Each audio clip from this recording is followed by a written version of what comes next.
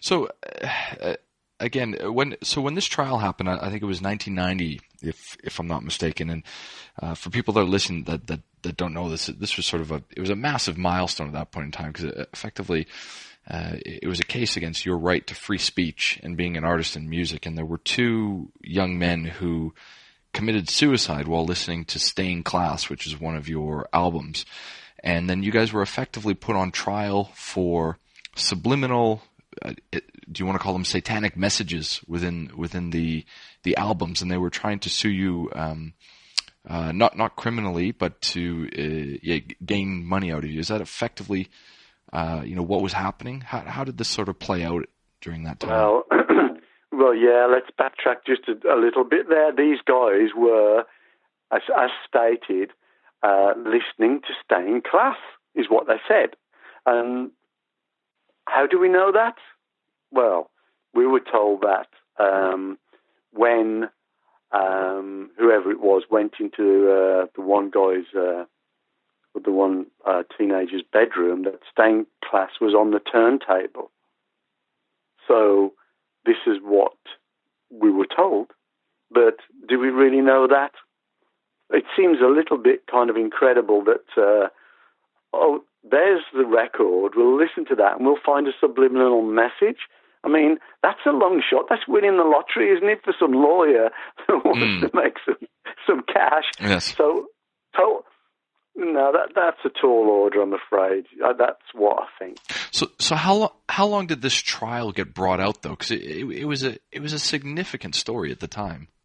Yeah, but lots of things were leading up to it, I think, yes, really, because obviously certain people were already having a go at what we were doing, in rock and metal. I mean, Ozzy, I think he almost, he was almost dragged to the court a couple of times, for Suicide Solution because of the lyrics and stuff.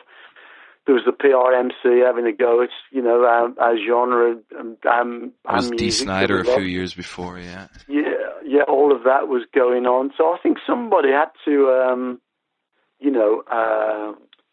at some point it was bound to happen, and it was probably going to be either Ozzy or Judas Priest. I think, let's face it, the most likely candidates. So again, it's a big question mark there, okay, it's Judas Priest this time, but obviously,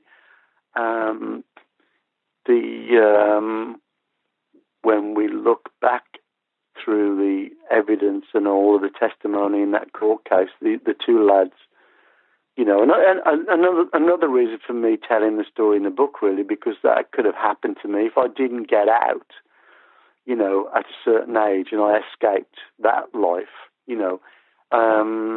the family, disconnected family. I mean, the parents had racked up, I think, 5 divorces between them.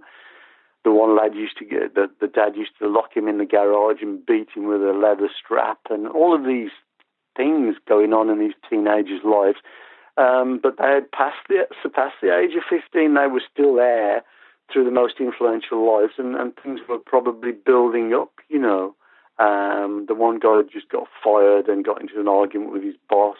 There was lots of things going on in their lives, and it was a spontaneous thing that they did,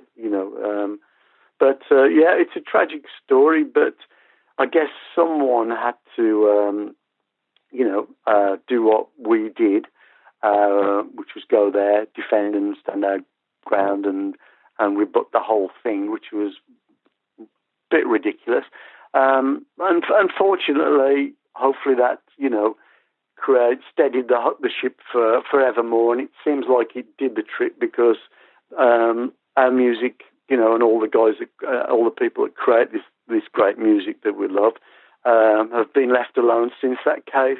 So thumbs up there.